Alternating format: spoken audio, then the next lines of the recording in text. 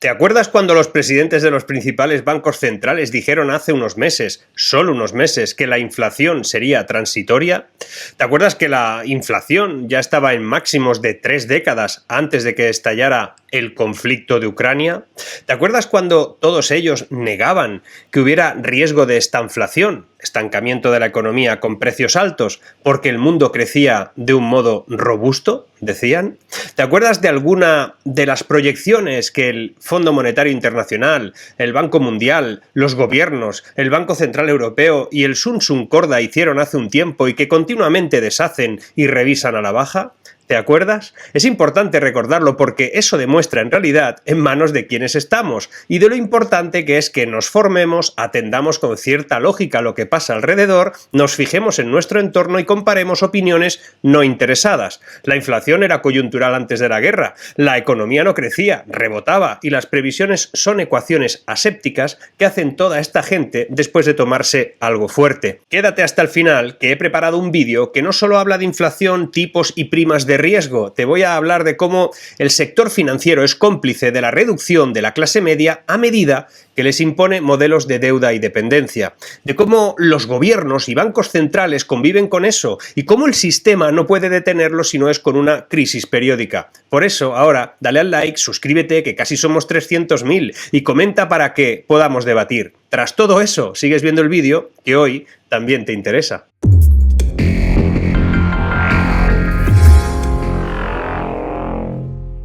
El actual sector financiero creció en el marco de la desregulación que se inició a finales de la década de los 70 y que se disparó espectacularmente a partir de 1999 cuando Estados Unidos se revocó la división entre la banca a depósito y la banca de inversión.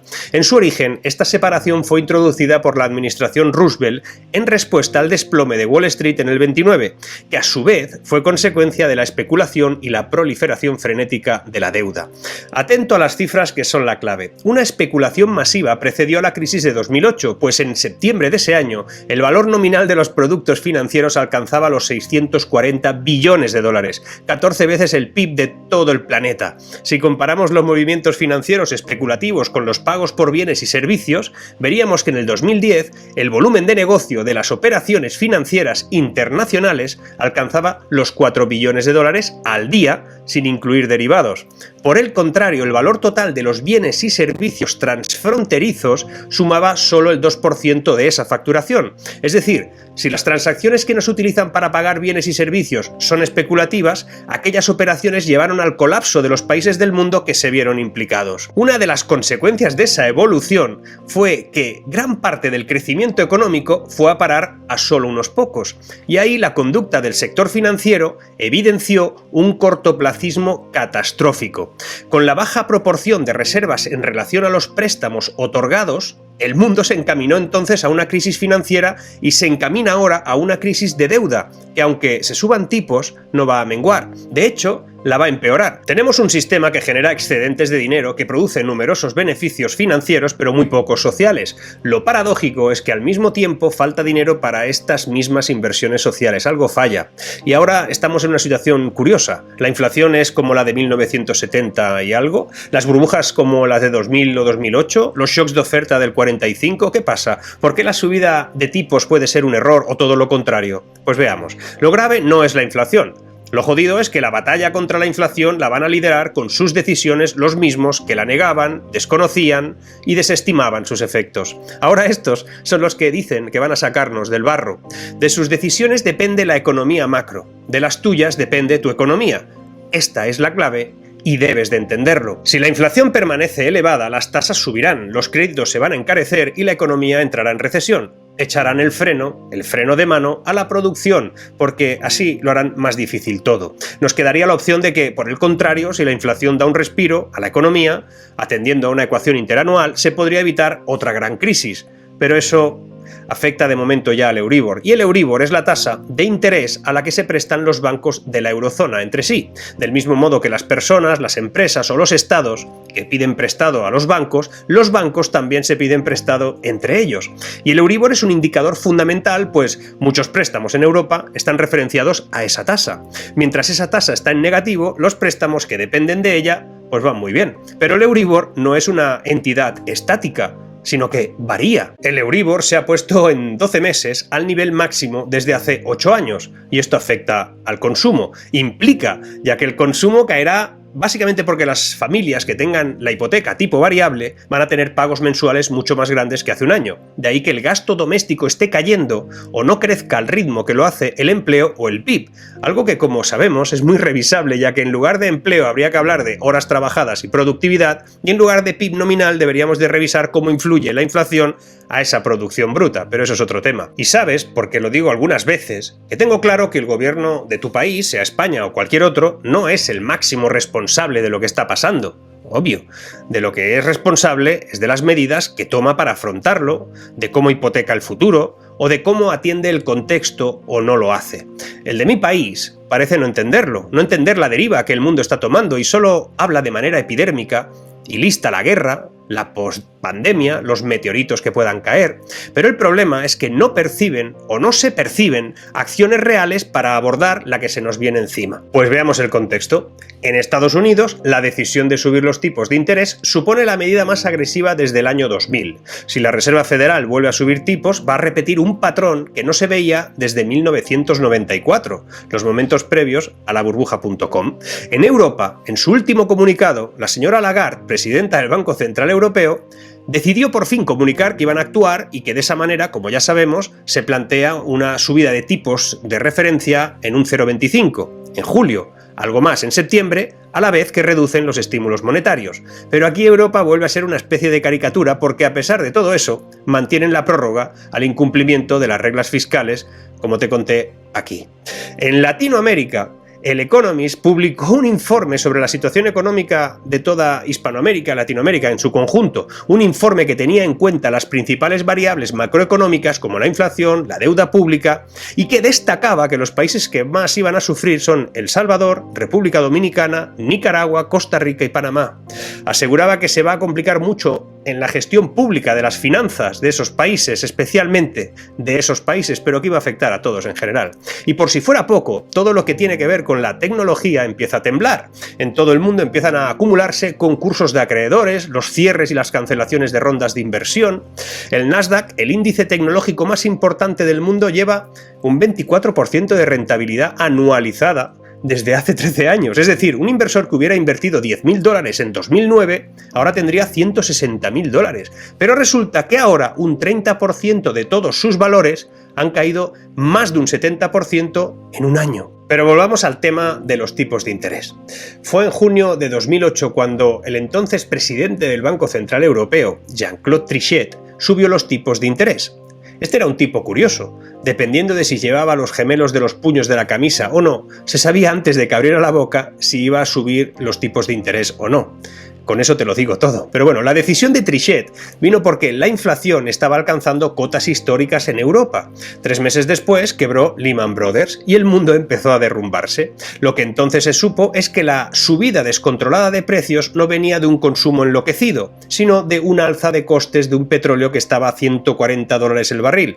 Hoy, en el peor momento, está a 124. Aquello frenó una economía que ya estaba en parada técnica y que se mantenía en cifras altas debido a diversas burbujas inmobiliarias como la española, la irlandesa u otras. El dinero se encareció y fin de la historia. Bueno, fin no, casi una década perdida. Ahora tenemos una inflación alta no derivada por el consumo, una economía ciertamente estancada, pues el crecimiento es tras la mayor caída desde la Segunda Guerra Mundial, y una sociedad adormecida que considera que puede comprarse una casa por el mero hecho de que su prima también lo ha hecho con un sueldo no muy elevado. Pero hay una diferencia notable con el 2008. Ahora los tipos llevan muchos años cercanos a cero o en negativo, por lo que no cabe esperar que una subida moderada cause el mismo efecto que causó entonces. Además, hay que recordar que en Estados Unidos en aquel 2008 hicieron todo lo contrario. Ahora hacen lo mismo que nosotros, o nosotros lo mismo que ellos. Digamos que se parece más a lo que pasó a finales de 1970. Y aquí el tema es averiguar hacia qué desastre nos dirigimos, susto o muerte, la gran recesión de 2008 o la gran depresión de 1978. Los efectos van a ser de dos tipos, inmediatos y de segunda ronda. La primera consecuencia será el freno del consumo y de la inversión. La subida de tipos significa que los bancos tienen que pagar más para que el BCE, el Banco Central Europeo, les preste dinero y, por tanto, también encarecerán los préstamos que ofrezcan a consumidores y empresas, especialmente empresas. Aquí es donde el gobierno español especialmente está atrapado. Para afrontar una etapa de desinversión, falta de consumo, escasez de vigor en la economía, las administraciones suelen abordar modelos de estímulo con inversiones públicas que dinamicen de un modo u otro la economía. Los fondos europeos serían ideales en un momento así, pero el problema es que nadie sabe dónde están, en qué se están gastando o ni tan siquiera se confía en que sean capaces de ejecutarlos de manera que lleguen a la economía real de algún modo.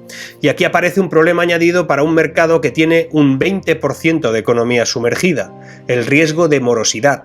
Si aumenta el coste de los préstamos, también crece la probabilidad de que los usuarios tarden más en devolverlos o incluso incurran en impagos. Siempre que suben los tipos hay un volumen de empresas y hogares que están en el margen y caen en la posibilidad de impago, y empiezan los concursos y los despidos. El propio Banco de España ya advirtió recientemente de que ahora mismo hay 21.000 millones de euros en los créditos ICO en riesgo de impago. Y si suben los tipos, pues sube el coste de la deuda. Y esto sí que es un problema. El Estado español tendrá que pagar 6.400 millones de euros más para financiar la deuda pública. Si la deuda española suponía el 95,5% del PIB en el 19, para marzo del 21 ya estaba en el 125. Y aunque la ratio de deuda sobre el PIB ha caído, porque el crecimiento se ha recuperado, en volumen estamos en máximos históricos, 1,45 billones de euros. Entre que los intereses eran baratos y el rebote económico parecía que la deuda se pagaba sola.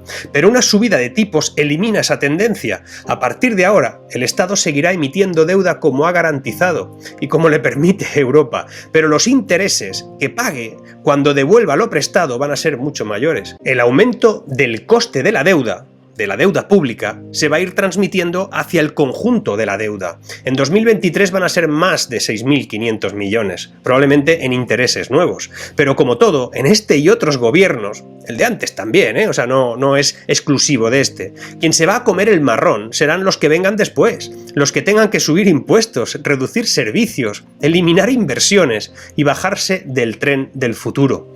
Un tren que se compra en base a una prima de riesgo que determina el coste del billete futuro. En el momento en que se suban los tipos, la prima de riesgo tiene que subir. Recuerda que la prima de riesgo es el sobrecoste que un emisor de deuda le paga a un inversor frente a otro emisor de deuda que se considera de referencia. Como el Banco Central Europeo ha empezado a dejar de comprar deuda pública, a España, 267.824 millones de euros en bonos que llevaba comprada, financiarse en los mercados a España le va a salir muy caro por esa prima segunda lejana. Pero un paréntesis positivo. No todo va a ser malo. Por fin, si ahorras, vas a ganar algo. Como invertir en depósitos consiste en prestarle una cantidad de dinero a una entidad bancaria durante un tiempo determinado, la entidad te tiene que devolver el capital inicial y unos intereses acordados. Si los intereses suben por la tasa del Banco Central Europeo, a ti también te debería de generar algo más que antes. Tú le prestas al banco y el banco te tiene que dar dinero. Y ese ahorro, sin embargo, no es inversión. Ese es el problema, algo que por cierto el PP o la mayoría de partidos conservadores de medio mundo tampoco entienden. Estimular el ahorro está bien, bajar impuestos también, pero que eso sea solo para consumir, como dicen en sus programas económicos, es un grave error que provoca todo lo contrario de lo que buscan. La reducción impositiva a las empresas es para obligarlas a invertir en innovación, formación, futuro. La reducción tributaria a las personas debería de estimular la inversión de estas también en su futuro, no solo para consumir. A medida que la inversión se equilibra, sin afectar la inflación, se puede estimar el incremento del consumo. Pero, como sabéis, a la derecha de la socialdemocracia no hay mucho más que partidos políticos con idearios económicos intervencionistas, en mayor o menor medida, y muy estatistas, en mayor o menor medida, por mucho que ellos digan que no. Ni el PP, ni Vox, ni el propio Ciudadanos son tan liberales como dicen, os lo digo yo. No sé qué piensas, pero lo puedes dejar aquí abajo y vamos comentando. Seguimos.